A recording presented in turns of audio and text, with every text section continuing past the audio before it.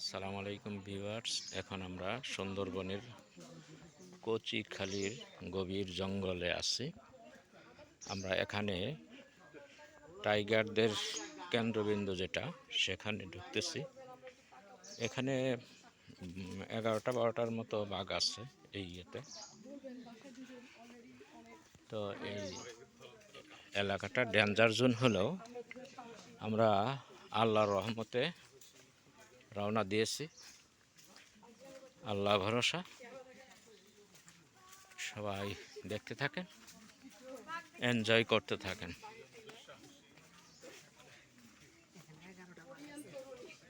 বারোটা ছিল, একটা মারা গেছে। হ্যাঁ, আরো নতুন ঢুকছে কিনা কে বলবে। এই যে বাঘের আস্তানা, ওই যে এই টাইগার ফার্নের মধ্যে বাঘ থাকে।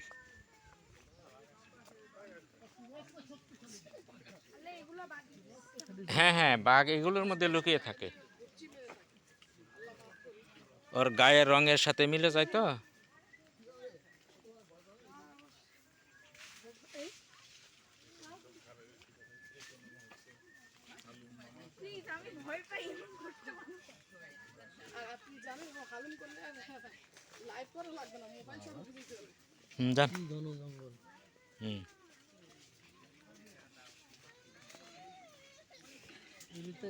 এর আগে এত গহীন জঙ্গলে কখনো ঢুকিনি।